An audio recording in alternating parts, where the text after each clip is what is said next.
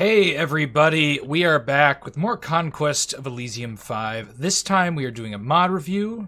We're going to get right into it.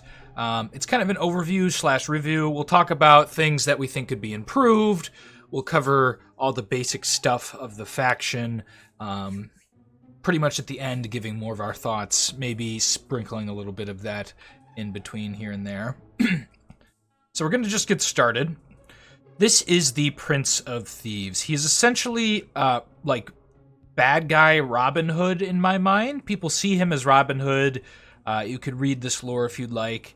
All the criminals and ne'er-do-wells of Elysium follow the Prince of Thieves. So obviously this is a faction or class added to the game with this mod.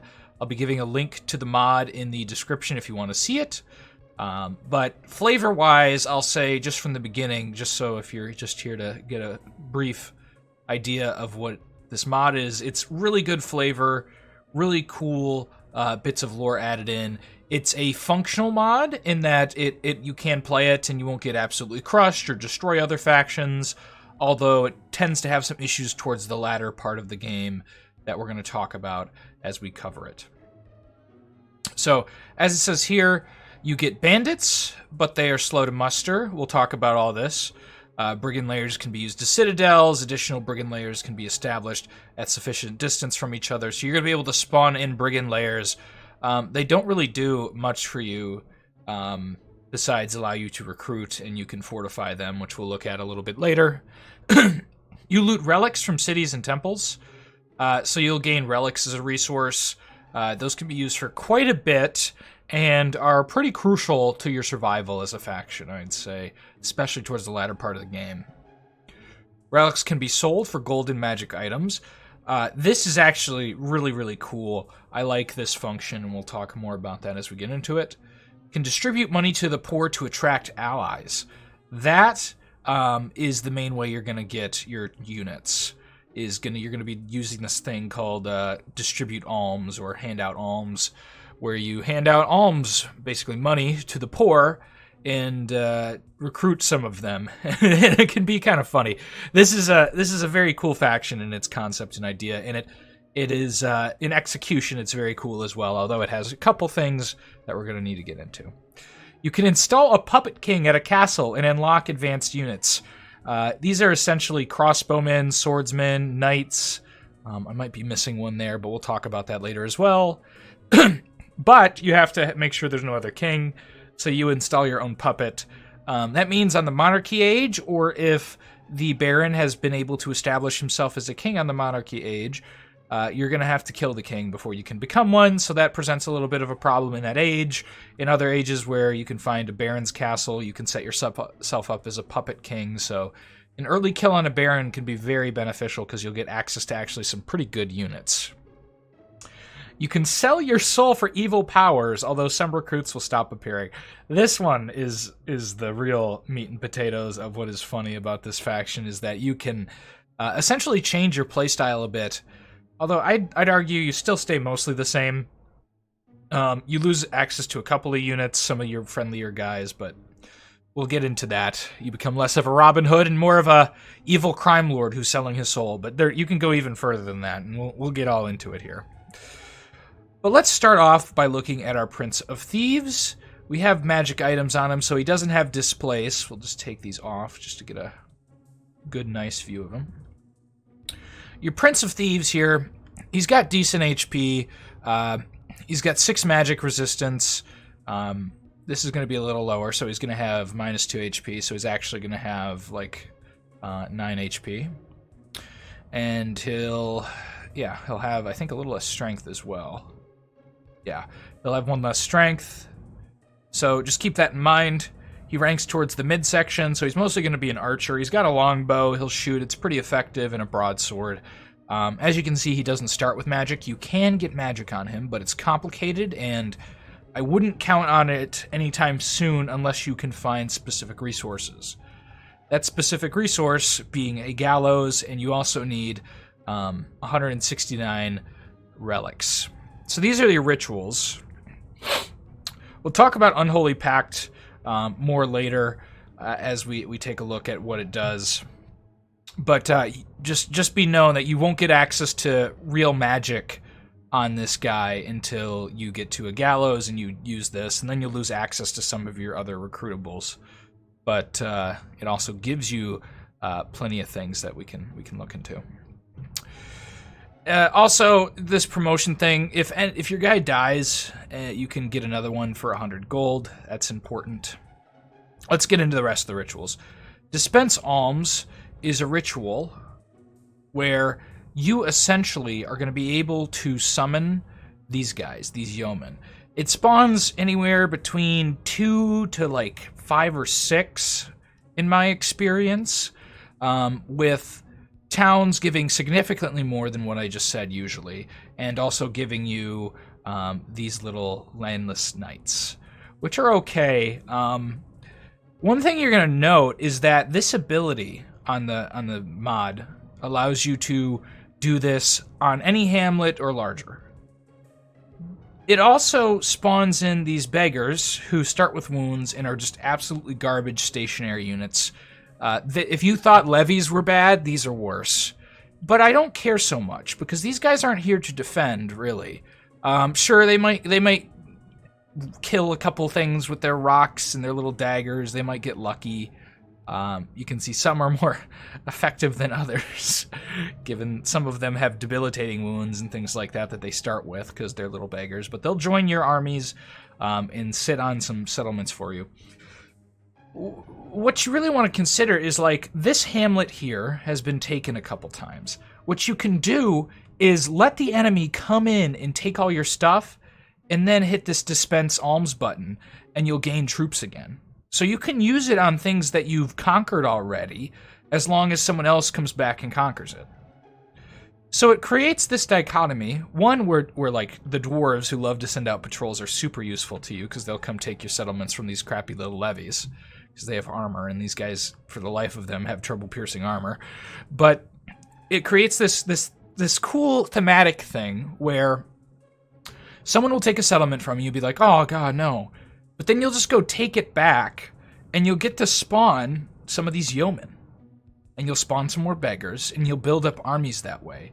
It costs 25 gold, but generally you'll get some good stuff out of it.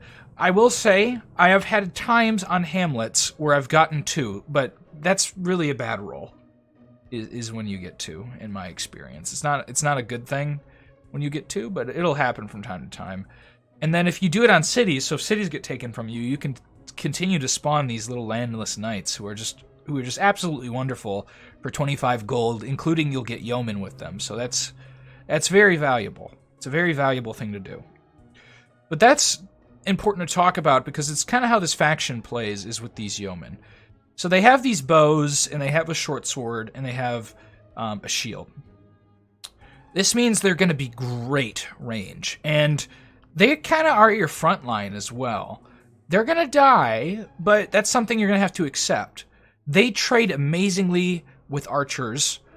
They do worse when other guys have shields and armor, obviously, but you're going to get overwhelming numbers. And then if you fill your backline with stuff that can also fire, which we're going to talk about here, then you're going to do pretty well. That gets us into the next unit I want to talk about, which is our poachers. Our poachers have longbows, so they're going to be able to do a little bit more damage. One thing you're going to note is that our recruitables don't generally have good piercing of armor with their bows. Whereas the crossbowmen are going to do a little bit more damage. I think it's 5, if I'm remembering correctly, that are going to be able to pierce most armor. 1 to 4 is going to be a little bit lower and is going to really be stifled by shields like this. So you're going to have that problem. But there is something that makes this faction pretty great early on, and very playable, and I'd say they're... it'd be kind of annoying in multiplayer, I would say, to play against this faction, because they can pull some really sneaky little tactics, as the kind of theme would imply. So, here we go. We have assassins, and they really are just like your regular assassins. Some will come with short swords. Let's see, do we have that one? Yeah, some will come with short swords, others will come with poison daggers. That's nothing new. They are actually generally cheaper, coming in at like 50 or so gold sometimes. 55 gold is a price I've definitely seen. So I don't think it says on this that you get cheaper assassins, but it definitely appears you're getting the cheaper assassins like Baal does. The priestess faction that gets cheaper assassins, which is very good because they're a big part of your playstyle.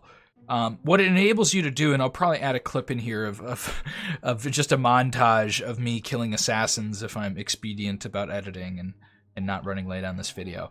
But it is pretty amazing. And on top of those cheap assassins, you get more assassins, essentially, which are these little enforcers, which, oh my goodness, these are fun.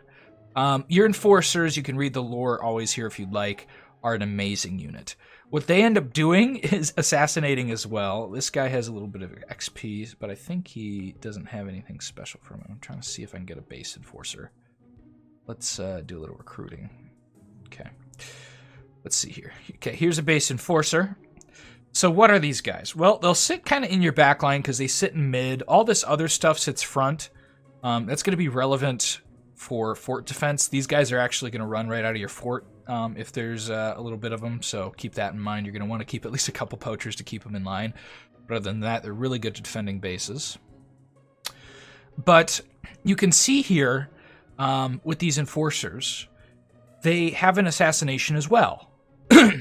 So that's going to be pretty crazy because your assassins and your enforcers are going to work in tandem to just rip apart small armies or armies with mages. Now, you want to keep in mind that this assassination strikes rear. This assassination does not strike rear. So this is not going to target. Your assassins are going to target mages. Your enforcers are going to target whoever's there. But say you're fighting like a solo vampire, which is something that can actually happen to you. Again, I'll put a clip eventually of that when we talk about some other things in the game. But what you can do is you can stack these assassins, these enforcers, against small armies with your better assassins, and they will just rip apart and injure an army before they can even touch you. And on top of that, these guys are going to get a hand crossbow attack, and if things are going badly, you don't want to put them in the front because they're kind of expensive. They can use a mace, and they have armor, so they're not bad melee combatants either for your faction. But you want to keep in mind they're expensive. They're 25 gold for one. That's pricey. That's pretty pricey for these guys. 50 gold will get you two. Sometimes you're going to get better cost based on just letting, assassins spawn at a cheap price and recruiting those guys, regular assassins that you get like these guys. And these guys are going to do better at killing mages, so you want to keep that in mind. But that makes this faction really good early. That's my suggestion, is to use your assassins to their best ability. Let's talk about the other units. The other units we haven't talked about, really, are the bandits. These guys are pretty crap. You'll get them in bulk, and then they can be a little worth it, because they'll come pretty cheap. You'll get like 25 gold for like, let's say like 5 of them. Something like that, 22 gold, 23 gold. Somewhere around in the 20s usually. You'll get like 5 of these little brigands. They have a little bow, they have a staff. Your yeomen are better though, but you don't get them in bulk unless you're on settlements. But that really should be how you're playing, is grabbing yeomen from settlements and using your 25 gold for those guys. If you're using 25 gold for the brigands, I can understand it if you're like trying to shore up base defense, if you're trying to just send a couple more units in an army, that need a couple more bowmen. These guys will work just as well as bowmen in terms of offense, but they'll do worse in terms of defense because they don't have that shield that is really nice on the yeoman. But then we're stuck with one more base unit that we get to talk about, which is the highwaymen. These guys are pretty cool. I don't actually use them a lot, though. You can see here it talks about them. Yeah, so they're basically better bandits. They don't get a bow. Instead, they have hit points of 6 for magic resistance 1 armor. That's notable. They don't have a shield, which makes them kind of a problem, because they will get picked apart by archers. So you want to really pick these fights well if you're using these guys. They do have that armor, though, so that's an improvement, technically, because the shield can go down to 0. I find that to be much better in melee, because the shield as we've talked about in I think our Baron run, is extra effective versus range and will reduce damage from 1 to 2. So it's, you know, it's a trade-off, really. Since these guys have bows and a shield, I'd say it's worth it. If they didn't have the bows, I'd say the highwayman was worth it. But the highwayman, unfortunately, is only melee. But once he does get into melee, he'll tear people up with his 2 attacks. So he does have those 2 attacks. And you get 2 of them for 20 gold and 5 production. Kind of production expensive, I'll be honest. But I don't use these guys too much. I could see myself using them against maybe some other faction that only used mostly melee, and I needed to chew through some strong stuff. It's situational. You'll have to see what armies you're going up against. They're good in melee. That's what you need to know. Now we're going to transition to some other stuff. We can talk about some of our other special units that we're going to get here, as well as some of our rituals. One of your rituals that is barely important is a poison trap. It is basically just a poison cloud. I don't think it's super worth it. It costs you 5 gold for a single poison trap. I could understand situationally if you're about to get sieged and you're like, oh shit, I don't know what I'm going to do. Maybe throw down some poison traps and at least give them some attrition if you know you're going to lose or something like that. That could work. 5 gold is close to where you're going to be able to get some bandits, and you could throw down 2 bandits and get more bows in that fight. Now, the poison is going to probably kill, maybe if you see something crucial in the front, you know, like knights. Knights are very weak to poison generally, unless they're unicorn knights, so that might be useful. Any of those heavy units that are bad against poison, like dwarves. Dwarves will do bad against poison, and they have really good armor. So just keep that in mind. That's when you might use those poison traps. But they just shoot down a single poison trap on your bases. And they can make you a little safe. Fortunately, though, the AI tends to not target the brigand layer too much. So you're usually pretty safe. And this is where you start, in this brigand layer. So usually pretty safe from that. So let's continue with our rituals, if we have any more. We'll save some of these for later. We have stuff we're going to show you later. So we're going to talk about the rest of the rituals a little bit later. We do have some units here that we want to talk about. The first is the minstrel. It's kind of like a bard, essentially, as the name would suggest. And they are essentially going to do these assassinations. This stat block really doesn't matter for them too much. They do have a bow, so they'll shoot, as with most of your units. But they have a charm effect that affects only humans and hobergs. It's burst 3, range 20, so you'll end up charming someone in the middle of their lines. I don't find these guys super useful. They tend to be more expensive than you'd like. If you get an assassin, generally you want to prioritize those because they're going to kill wizards and you're getting a lot more value out of it than a little bit of a charm. And also, I tend to find it doesn't really grab you any mages or anything useful. You could prove me wrong with that. It's open to interpretation, but it's up to you to decide. Another unit we're going to talk about is your bandit leaders. These are essentially your commanders. They are the smaller version of your Prince of Thieves. They can be upgraded to the Prince of Thieves, and they have most of his rituals, although they're missing a couple. Now I'm going to show you a battle, just real quick. So this is a battle versus a senator. You're going to see we're early hitting some guys with maces. It's not super effective on these guys. We do much better versus light units with no shields. We poison this guy. He's lived because he's a commander, but on most mages, they'd fall. You can see here we do have a magic item here, but you can see the amount of bow fire going out is really notable. Even though they have these shields, we're taking them out just because we have such a critical mass of bows. And then they come into our landless knights here, and they're going to have a little more trouble fighting them. As you see, they're trying to stab them with their long spears. It's not working. We've just out-archered them, essentially, which is really this faction's game, is to out-archer your opponent. Pick good fights, assassinate key targets, and that's kind of how it plays early on. Now, your playstyle might change later, but we'll get into that as we go through more of our special units now that I'm going to pull into the game.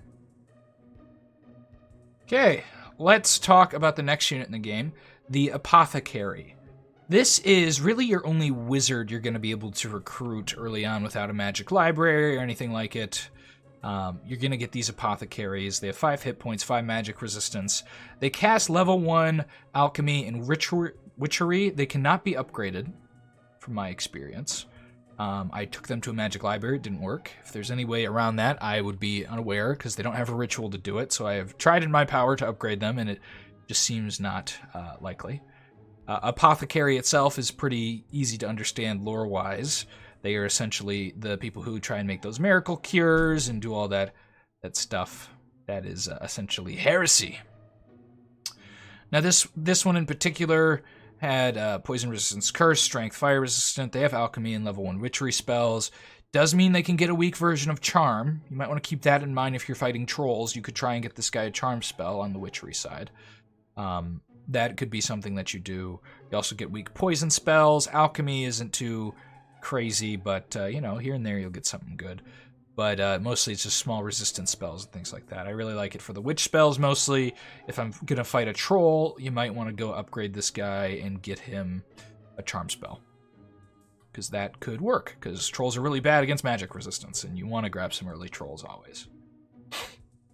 Let's show off that spell that ritual I was talking about earlier, just while we're here. So this is your dispense alms spell. You see we got 2 here. Hamlets do that sometimes, and that's not so much of a bang for your buck. But what it does give you is access to troops outside of a recruitable space, and just a little bit of defense, although it's rarely worth it. It's way better on towns and villages, in my experience. Cities, it's good too, so... use it sparingly on hamlets, unless you're really flush with cash like we are in this game right here, but just keep that in mind. We're going to move on to the next unit I want to talk about. Oh, I forgot to say, the apothecary has poison trap. Again, I don't love it, but, in a fortified location, what you can do is you can go here and, you don't have to waste actions with your other guys if you're doing it with this guy, so that's something you could do. I like him way more as a charm caster. That's one of my favorite spells in the game is charm. It does really well. You could snag a commander potentially if you're real lucky, although they don't have the level 2 version, so keep that in mind. It's not going to be hard, it's not going to be easy whatsoever. Mostly you're just going to snag trolls and things like that, which is a good defense against trolls. And you don't have a lot of defenses against trolls. Okay, let's talk about our next unit on the roster, if we will. The saboteur. Not a commander, but ultimately really cool unit. In theory, in practice, I don't know how much I feel about it. It's kind of expensive. It comes in almost like at the cost of a commander. It's above 50 gold usually. And in my experience, I don't think I've seen it below 50 gold. But they have weak hit points. They rank towards the back. Really what they do, unlike any other unit, is this barrel of oil, which strikes anywhere and has a burst of 5. Problem being, you only use it once. So you're going to have a nice burst of fire on the enemy sieges.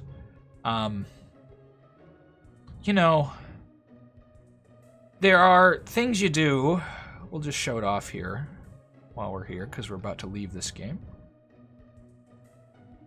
And show you guys something else. So let's take a look. So you see our assassin, our assassin's just blanked out, killed a catapult, which is amazing. You saw that attempt at charm, it didn't work.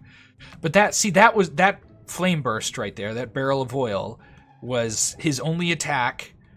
And he has a crossbow, but he's pretty far back, and I imagine in a very large siege, he's going to be pretty far back in your lines, because you're going to have lines of archers and frontliners who are also archers. So you won't be able to use his piercing so much, and you can't mass them as well as you can regular crossbows that you could get like in mercenaries, like every faction can. So really it's just this damage, and you see it. So saboteur attacks with barrel of oil, 1 damage to the wooden gate, shield parry reduces damage by 1. Swordsman takes 5 points of damage, palisade wall again. So the palisade wall got hurt. I believe it can burn them. I don't see. No, maybe not. Looked like it was on fire. But it did 7 damage against the wooden gate with the other one. reduce the damage, and then this other swordsman got whacked as well. So, like, I'm just not super enthused with it. This is a dead battle. You can see the lack of shields really hurting these guys with these crossbowmen who do a lot of damage. But regardless to say, it's a problem that you're going to spend so much money on a unit that isn't very good. So we're going to move on to the final unit we're going to talk about in this section, and you'll see that now. Okay, this is our friendly other unit that we get. They are the friar. The friar is a really cool part of this faction. They get prayers, so they're going to have access to conversion. In my opinion, that makes your minstrels a little more redundant than they might have been, because you're going to have conversion. You're going to have already a human charmer, perhaps, if you get the right prayers on this guy. So that's something to consider. He doesn't have this much HP. He has an item on.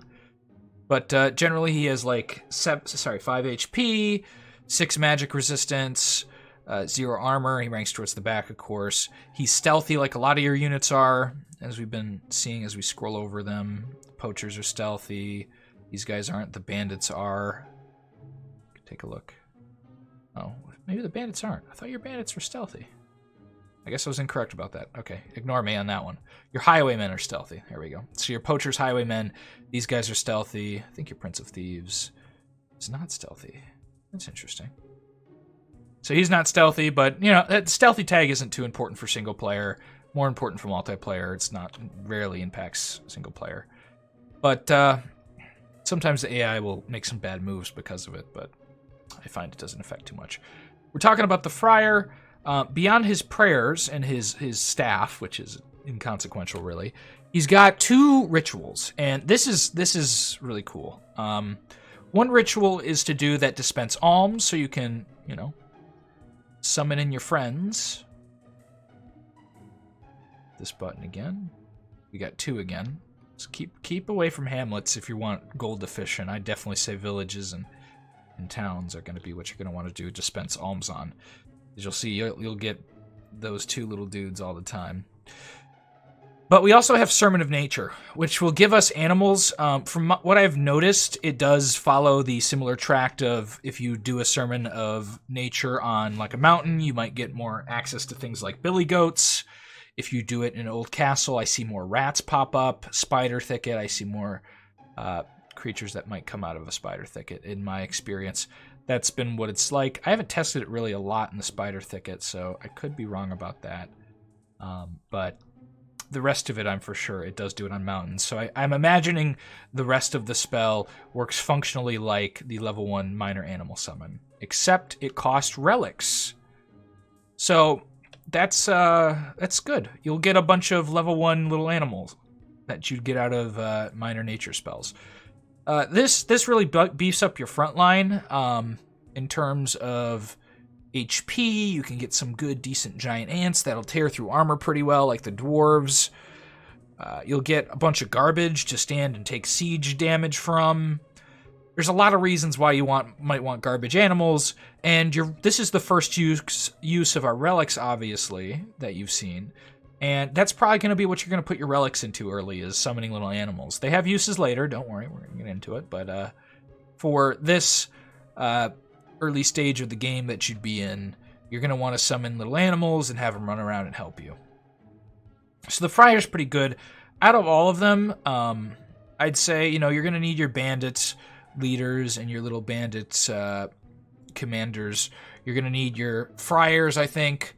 I'm not so hot on the apothecary, unless you're maybe fighting trolls or something that's easy to steal away with charm and try and do some charm spells. Otherwise, I'm not too fond of the apothecary. Alchemist spells tend to be pretty weak, and yeah, so that's my thoughts on that. But we're gonna move forward and look at more of our rituals and what they do. Okay, here we are. We are at a different stage here again. Sorry, let me click that. Where we are talking about the next part of this faction. So one, we're going to notice here, this guy does not look the same, our Prince of Shadows. He is much different. He has a whole bunch of magic items on him. We're going to get into why that is. We're going to get into everything here. One is we did our first level of our unholy spell, which is you go stand on a gallows, which are hard to find, and you hit a button, and suddenly you become the Prince of Shadows. That was that level, non-level ritual you saw on top here. Now we have a different one that we're going to get into later. But what that does immediately, as you can see, is it gives us access to a couple of things. It gives us access to imp summonings, demon summonings, and personal gate. We're not going to go over that too much.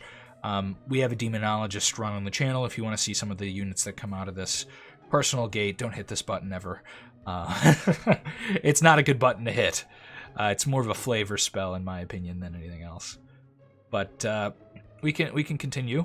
Although you could go down to the Inferno, unbury some sinners, and put them into ovens and get a little bit of demons, but you'll probably be killed before then. But it sends you down there alone. You get the spell Dark Baptism, which allows you to make a bandit leader anointed in your impure blood, and essentially makes them a different kind of bandit leader. This is what they look like. This guy, again, has a bunch of magic items on him, so ignore Hades immunity and things like that. Now, I was a little disappointed. Our unholy disciples actually aren't that good. And they cost 25 sacrifices, right? So that's not cheap. You don't have to increase or decrease. There's no chance you lose control. But, this one's getting buffed up by a bunch of stuff here. So what they get is more HP. They have 15 HP roughly, 6 magic resistance. They, so they become a little bit more tanky. They get level 1 infernal magic. And I'm just like, well, I have imps that do that, and they're going to cost me, at most 20. And, I might not get the right imp, but I also might get better imps that have frost magic, and I love frost magic. So it's just like, why would I do this? I don't know. He doesn't get any new rituals. He can't summon imps or any. I wish he could at least summon imps or do something like that. He doesn't. And this is your late game stuff, really. This is when you find a gallows and you get everything online and you start to really, really sink into some stuff. This isn't what your late game is going to look like. I did this simply to show you guys some of the late game stuff. But there's some problems. We'll show you their basic weapon too. You get still the staff, but it'll have infernal magic level 1, which is not impressive. It's not for the stage in the game you're going to get it. They're just not impressive. You have to do the spell by water, so this guy has to be standing there. No one else can cast it. No one else can do your demon summoning too, so you might just make this guy a troop factory, which, is a sad thing to do with this guy, because when you upgrade him, he's actually pretty cool. Now, ignore some of the HP totals. I'll just move some of the stuff off of him so we can get a better idea of what he's like. God. You'll see why I have so many magic items in a second. But, oh dear God. I understand. Okay. So, usually, he has minus 3 HP on that, so 20, it's like 19? No, sorry. Yeah, no, 19. Like 19-ish HP. 8 magic resistance is higher. He has 7 usually. He is the Prince of Shadows. He has 7 strength, mid-rank, 12 morale-ish. Some of this stuff is being modified by his experience. He does not have local leadership. He's got a cool little mace that does that. He's got 50% fire resistance and 50% poison resistance. He's got a shield. Something cool happens with this later, so he's going to have a shield. He's got Infernal 2 and Dark Magic. If you've watched my channel for a while, you may have seen me talk about Dark Magic. In my opinion, it's some of the best magic in the game because you get the spell Summon Shade Assassins if you can go to Magic Library. That makes this guy really good. It means your assassination and your ability to kill mages is just increased significantly. Or you could focus on doing things like Lashes of Darkness or Ethereal. I tend to not love these spells just because they're outmatched, I think, by Etherealing your army or getting Shade Assassins. I think those are better. Summon Shades isn't that great, but I'd go, and I only say it's not that great because Summon Shade Assassins I think is such a good spell, in my opinion. It's just so great. Having something to summon at the back lines is amazing, and it adds to your faction's abilities already, and you guys can fight chaffy units all day. What you really struggle with is good mages that are going to tear apart your low magic resistance armies. Speaking of low magic resistance armies, let's get into the install puppet spell that our friend the Prince of Shadows here has. We're going to talk about that.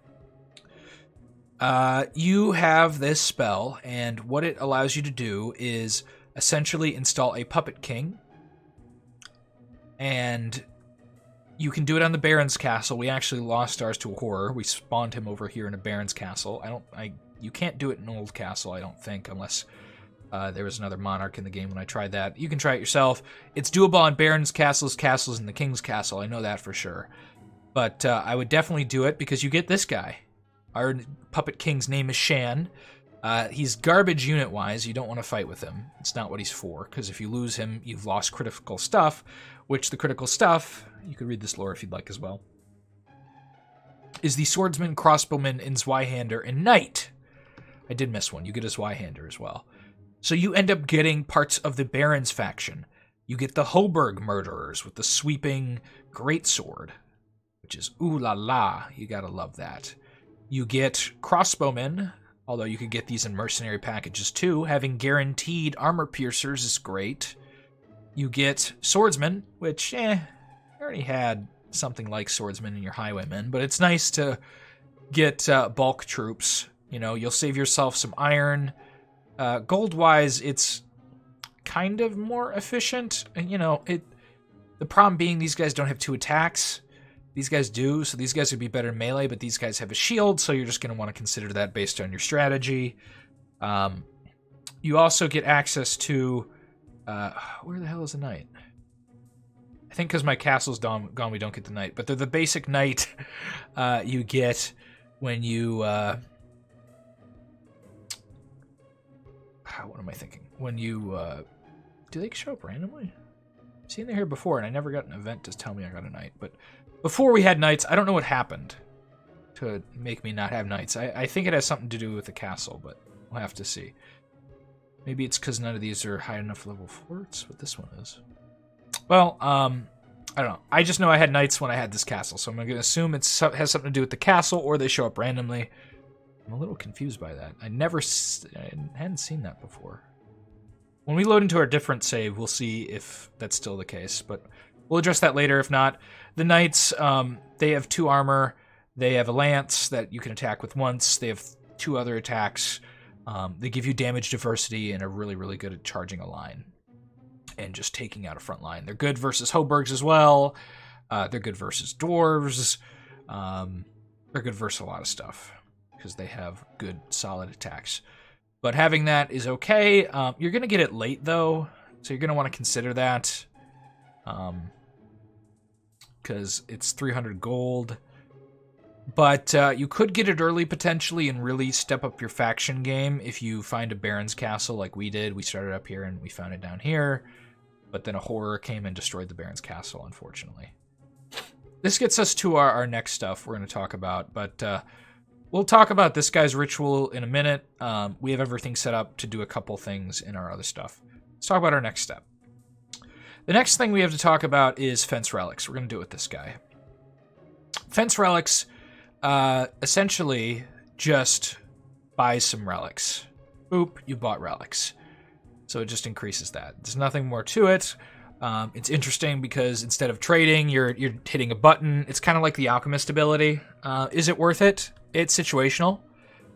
Depends how much gold you have versus relics. If you have a lot of gold and not a lot of relics, I definitely suggest it. If you have a lot of relics, then you're fine. So, but the real wonderful spell of this faction is appraise relics. For 20 relics and 25 gold, you can create magic items.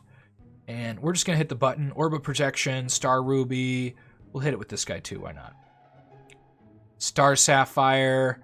Now, I'm going to say there's only one relic, this Moonstone, that I did not summon in with, or magic item, that I did not summon in with that spell. So, with that spell, once per turn, 3 times per turn, I got 1, Boots of Scouting. Well, now it became 4 because we had Boots of Scouting on this guy. But this guy was insane, right? Because you get Boots of Scouting, which you get through the spell. All of a sudden, you're appraising a lot more relics if you have the resources for it. And then you'll get things like Dispense Spirits. You'll get the Bear Amulet. All the magic items you saw in this guy before that you'll see again in the future because I kept them on him. The Bottle of Demon Flood that gave him Demon Magic level 3.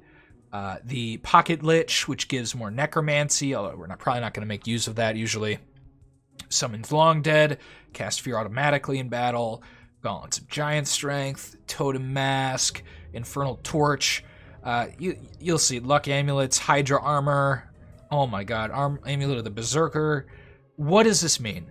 Well, it means you can kit out some really, really good thugs with just all the magic items you need. You have no limit, really, besides the gold and relics you have in your pocket to how many you can spawn in.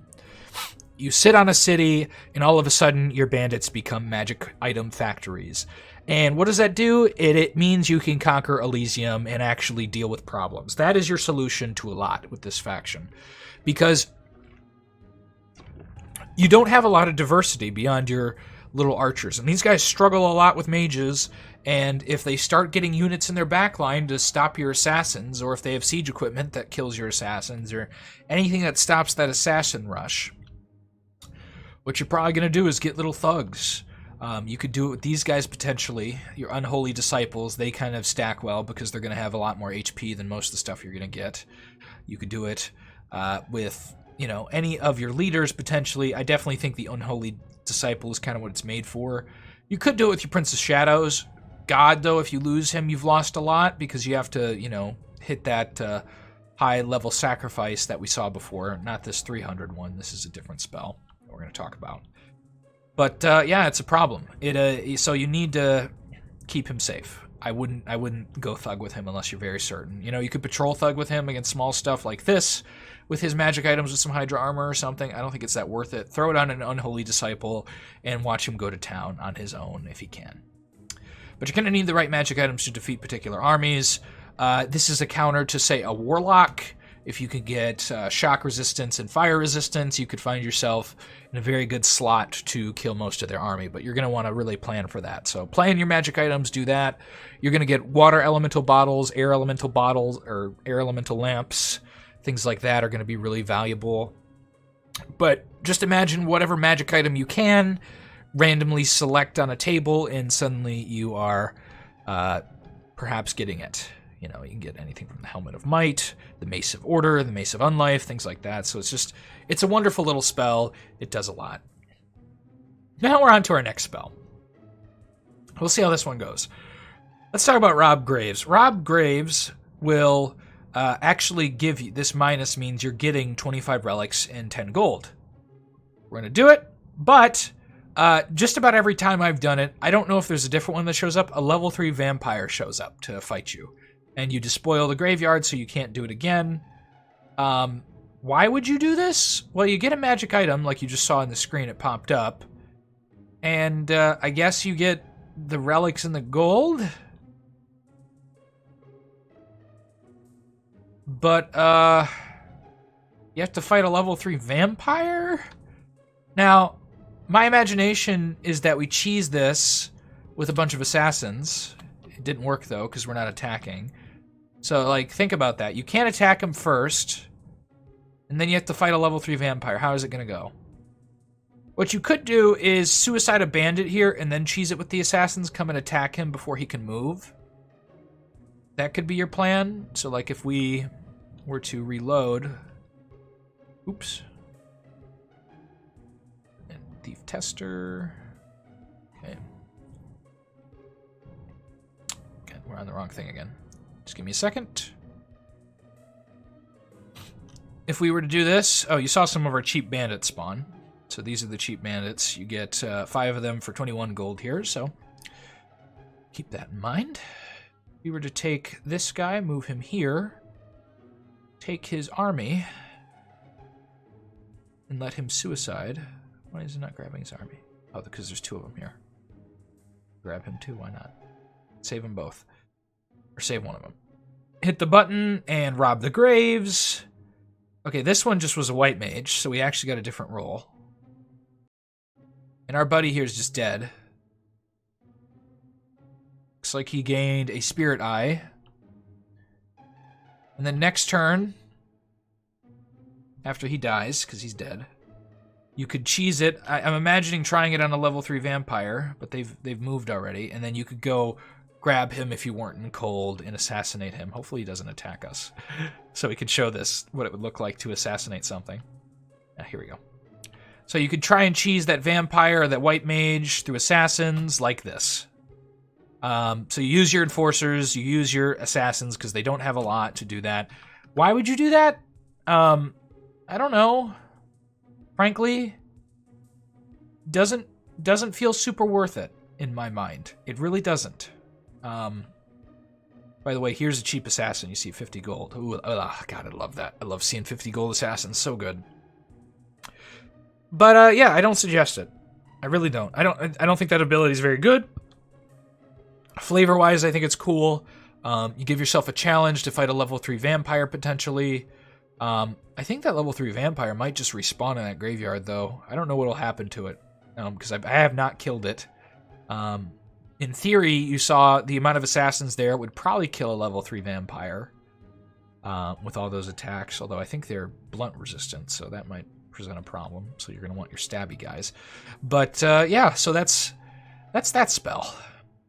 Our next spells we're going to talk about are a little bit different. We'll talk about the fortify stuff here. We'll just do a bandit nest to show it off. I don't think this is that impressive.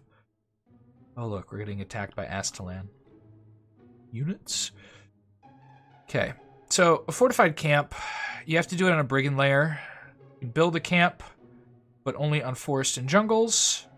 It requires a great deal of distance, so we can't even do it here. So we'll go spread that distance. I thought we were far enough. I have no idea what the tile... It doesn't specify what tile distance you need, which is one of the problems. Okay, well, I jumped in that fairy circle and almost immediately spawned in somewhere else, so we can build a camp. As you can see, it's just a regular little brigand layer. You can, you know, get your brigands in here and other things. It's just a new recruitable location. Flavor-wise, I get it. It's cool. Strategically, I think it's a waste of money because it's expensive, and you have to use your main guy to do it, so he has to be distracted. It recruits the same units that you get anywhere else. So that's why would you do that?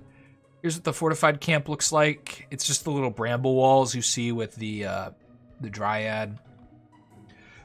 Again, maybe situationally useful, but that cost a shit ton of money, right? 250 plus 75 extra gold, and then a whole bunch of turns with your Prince of Shadows when he's that level, or your Prince of Thieves. So, don't use it unless you're going for like a cool flavor, like I will start the revolution, and you put a bunch of bandit camps everywhere, and then you slowly jump on the stuff like this. It could be a part of your strategy. If it was cheaper, I'd say definitely do it, but it's not, so don't. Where you go, like, you start bandit camps everywhere, and every time someone takes all your territory, you just run out with one of these bandit leaders and spawn a bunch of troops. You leave poison traps everywhere and destroy armies. You know, you do like Revolutionary War, American Revolutionary War kind of tactics on the enemy. You could do that. Where you're popping out of the forest, putting poison traps, spawning units, running back into your brigand layers. That could be fun. Could be fun. I love it flavor-wise. Strategically, it's not really that good. Why not just take a base and keep it for a while and then do that with the smaller stuff? You know, do that with your... Grab a Dark Citadel, go run around and do that if that's your strategy.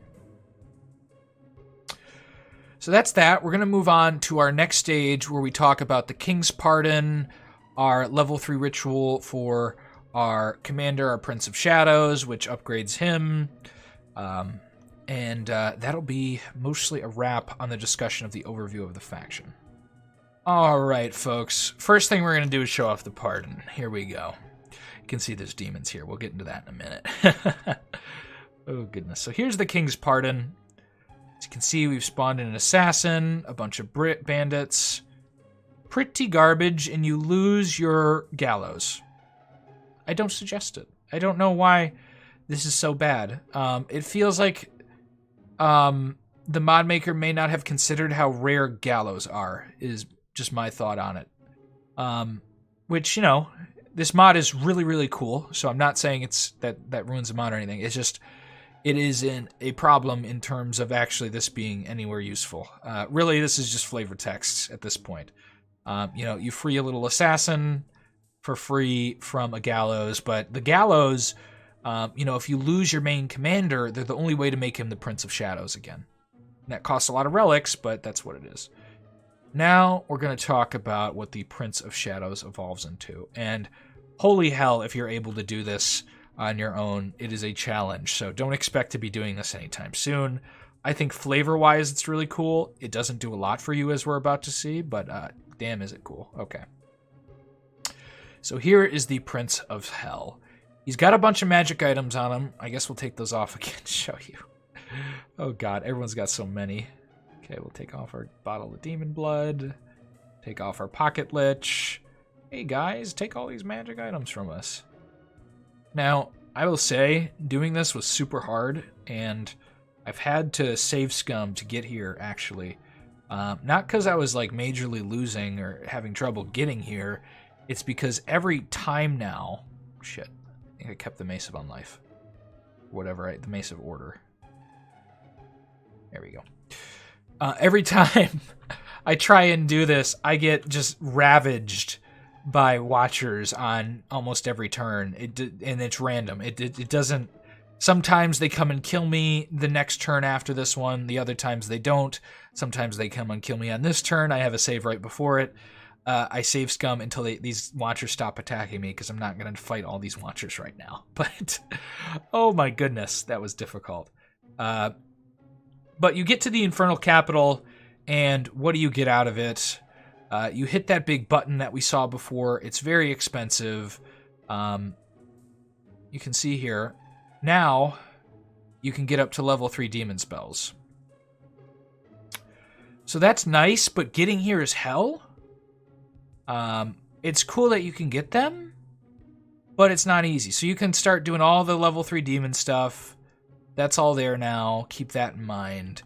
You have access to all that. You get level 3 infernal magic and level 3 dark magic, which, again, I love dark magic. We didn't get the best spells with this guy, but that's okay. Same with the infernal. Infernal magic's okay. It's not my favorite, actually. Spontaneous combustion spells are always great, in my opinion. Import is eh. So there's some demon summoning you can get done. Other than that, you get a manager HP bump, -3 from this, -1 from this as well. So he gets like 42 HP, 9 magic resistance, 2 armor. Ranks towards the mid still. He's the Prince of Hell. You can read this lore if you'd like. Essentially, it's confirmed that he is actually not the Prince of Thieves. He was a demon lord this whole time, is the lore behind that. It's pretty funny. The lore in this is great. I want you to read it for yourselves, though, so go play the mod if you want to do that. If you ever want me to do mod Let's Plays, just say so in the comments. I might get to it after I'm done with all the regular factions. We'll take a look and maybe see those in the future. He gets full fire resistance, so he's immune to all the fire of the Inferno. That's useful. You get Causes Dread. So this guy is actually very thuggable on the Elysium proper now. If you put some magic items on him, you know, that regeneration with the major HP pool, all the other magic items you're going to get, you can go wipe Elysium with this guy, because he is a beautiful... I would send him on his own, not being too fearful, unless there's something very specific, because he's got hella magic resistance. You can get him with even better items and thug the guy out, and he's got great spells. Give him a Gem of Concentration and some other miscellaneous item, and a bunch of HP boosters, regen, armor, you know, a better weapon, and he'll wipe armies. But yeah, that's him for the most part. We'll click on his rituals if we can survive here for a while. We'll probably move out of the Infernal Capital, but we'll come back with all the rituals just to make sure there's nothing else that we've missed.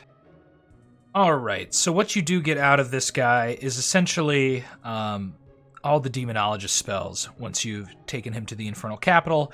Keep in mind you got to hit this button once to actually unlock the other abilities. It's kind of weird that you have to do that, but it does start opening up the other paths to you. And then your other ability that said to upgrade you to Prince of Hell goes away, and what you get out of it, as I kind of lag a little bit here, is a plethora of these spells that you get as the demonologist. Again, you can watch my demonologist run if you want to see some of those, but you'll have access to all of those, so you can start summoning demon armies out of the Prince of Hell. This actually has some exponential gains from it, because if you start summoning demon lieutenants, they will have access to middle-level demons as well, so you can have demon armies run around. So that could be your late game, but fuck if you're going to be able to actually take the capital of the Inferno. I think maybe we're going to get into the discussion now, because I think we've covered everything, if I'm not mistaken, and I'll edit in somewhere if we didn't cover something I thought was important. You'll see a plethora of battles maybe as I'm having these discussions. I think I'm going to post here instead of me just sitting here talking, but you'll see those, and you'll see the faction in action, which should be, well, that was a faction in action. That should be the name of the series, or something like that. A name of a series is pretty funny. But we're going to have a discussion. So this mod is really, really cool flavor-wise. It has a lot of story to it. You're going to get a lot of lore text on just about everything. Like, at the bottom of Elysium's social hierarchy is the common street beggar. While some see virtue in the beggar's stoic suffering, nothing could be further from the truth. They are merely layabouts. Malagners seeking to defraud well-intentioned citizens. Like, this is clearly written by the Council of Mages in the Academy of Higher Magic. Like, you can feel the seething aristocracy off of it, which is really funny. There's a lot of this in these lores. I'm not going to read all of them. I definitely suggest you play the mod. Everything from the Puppet King to the lowly bandit has lore behind them, the bandit leaders specifically, and then not content with his own damnation, like the Prince of Shadows stuff. Oh, it's so cool. Really cool flavor mod. So, like, if I'm doing a grading from A to F, including the E, I would probably grade this as an A on story. Definitely. It is thematically very cool. It has a lot of story to it. It makes sense lore-wise what's happening. And I love the work this creator has put into the mod. If you love lore-based factions, this is for you, because this is lore-heavy. It's fun thematically. You can go around, set up all your brigand layers, and just raid the shit out of whoever's in charge at that point, and really be like a menace. You could set up a game with a bunch of barons, do something fun like that with some of your lower-level troops. Now, we're going to have to move on, of course, from our favorite part of the faction, which is the lore, and move on to something less fun, maybe, to talk about, which is the strategy. And I say less fun because it's not as favoring the faction as the other stuff. Not to say it's bad, so let's talk about it. Strategically, this faction has a lot of archers. So in the early game, you're going to be able to pick off light combatants pretty easily. The Bakemono, who are usually a big threat, I'd say, because of their level 2 caster they start with, become pretty trivial. You can wreck them pretty hard. You think about someone like the Baron, you start to worry because they're going to get those knights in cavalry early on, and those can trounce your archers pretty well. They also have their own archers and longbowmen in Tower Guard that are going to be pretty good. And so you're going to have some problems maybe versus the Baron. I think that thematically makes sense, though, as well. The next part of your strategy, I'd say, is that you have a little bit of utility in the case of things like minstrels, your saboteurs, your friars, and finally your I'm blanking on the word, but your apothecaries. There we go, your apothecary casters. Apothecaries give you an option to maybe charm some trolls and get a strategy to try and deal with the Troll King or his entourage of trolls that he'll eventually have.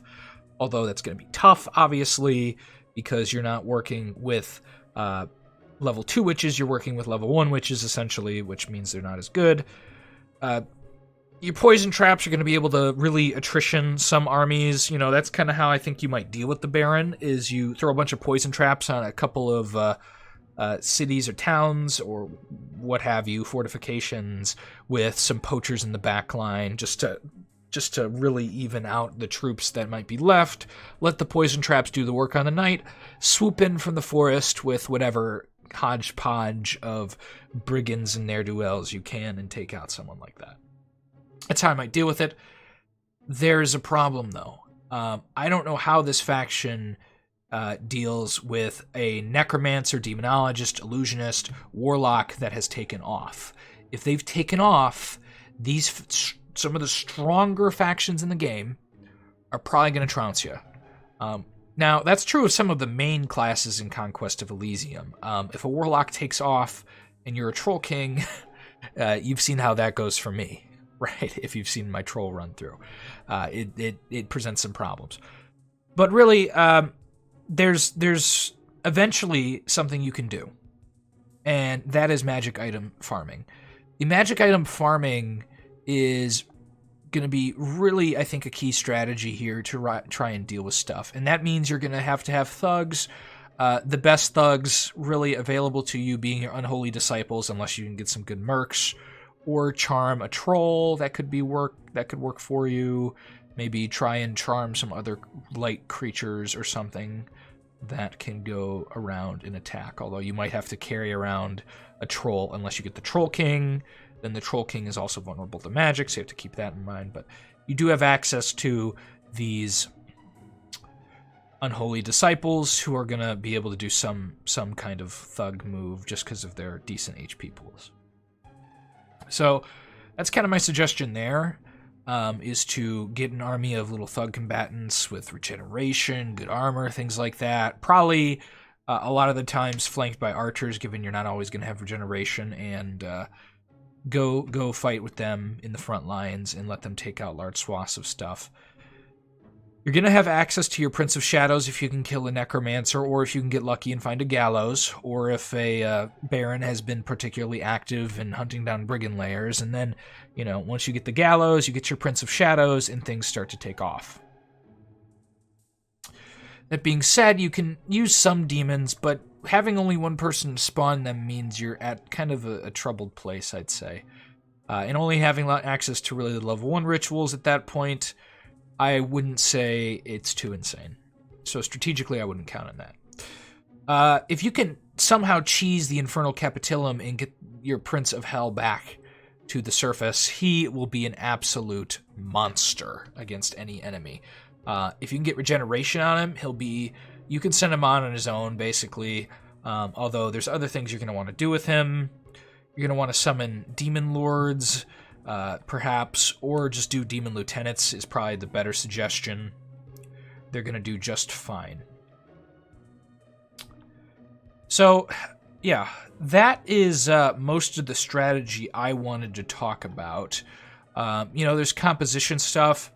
I'm willing to let you work out most of that on your own. It's going to be pretty basic idea of you line up some of your heavier troops in front, with lines of poachers in the back, is generally how I like to play it. You're going to have a little difficulty piercing that armor, as we talked about, so just keep that in mind early. Assassinations are your key. And as I'm having this discussion, it just dawns on me that this is strategically done well in the early game, because you have access to that assassin cheese with a big asterisk on it, because it's not really cheesing. It's a part of the function of your faction, as you have heavy assassins. But that's going to be a big part of your strategy. Swooping in and out and grabbing a bunch of your troops from villages and whatnot are going to be part of your strategy. All that stuff together, I think, is going to leave you in a pretty good spot. You're going to kill mages early. You're going to be able to really archer the hell out of whatever army you're fighting, and even if you lose, you're going to have high attrition on them, so you can always count on that. So, strategically, I'd rate this as definitely, I'd say, a B+. it gets the job done. If I was rating just the latter part of the game, where some factions have exploded, I'd say you don't compete very well, even if you've conquered a lot. You're going to be one of the weaker late game factions. You're going to want to take advantage of the early and mid game quite a lot. Just keep that in mind. Once people start getting level 3 rituals, if you're on count difficulty or higher, it's a big yikes. This being said, there are ways to get into the Inferno with an army, so keep that in mind. You could build up to do that with a decent demon army. I wouldn't do it with humans. If you get a magic item to go down there, whether you dig there with the Shovel of the Mole King or you're using a scroll to teleport down to the Inferno, you're going to want to keep in mind that trying to get that Capitillum is going to charm a lot of your humans and could possibly charm your prince. That's definitely a possibility. So keep all that in mind. But yeah, strategically, I'd say like a BB plus, somewhere between there. I'm leaning towards B just because the late game doesn't have a lot of strategic options. And there's some critical problems with, as I said, your gallows reliance. I understand graveyards. I would much rather graveyards be present because graveyards tend to show up more than gallows. A lot more factions use graveyards already, and so I don't know. I'm not too pleased with it being gallows, because gallows are one of the weirder resources in the games to rely on. You're going to have to maybe hope for a lucky necromancer, or hope for just something lucky. This being said, once you do get the Prince of Shadows strategically, you also lose access to some of your stuff, like your minstrels. To be honest, that's really most of what I've noticed you losing access to, besides your monks as well, your little monk friends who summon animals. They're not called monks, but you're aware of what I'm talking about. Little monastery friends. So you're going to lose access to your minstrels and your monks and gain demon power. So it changes how the faction plays a little bit, not a lot. Level 1 animals fall off really hard, so I don't know why you'd want to keep those in particular. You can't really upgrade either of your little level 1 guys, so I don't know. It's not, I don't think it's too pressing, to be honest. I'm not impressed with the exchange. In my opinion, it hyped a little bit up. It hyped it a little bit too much up, but that's okay.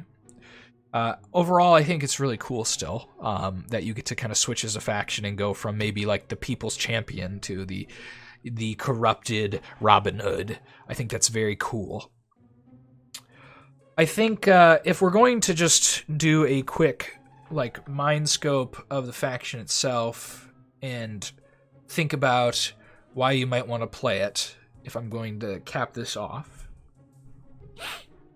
If you're looking for a flavor-rich faction that you can have a lot of fun with, does really, really cool stuff early, can do some cool stuff later, but you really have to find a way to cheese yourself into some of the stuff by finding either an early necromancer, finding a way to hell, and having enough sacrifices to summon and actually get your level 3 stuff is going to be tough.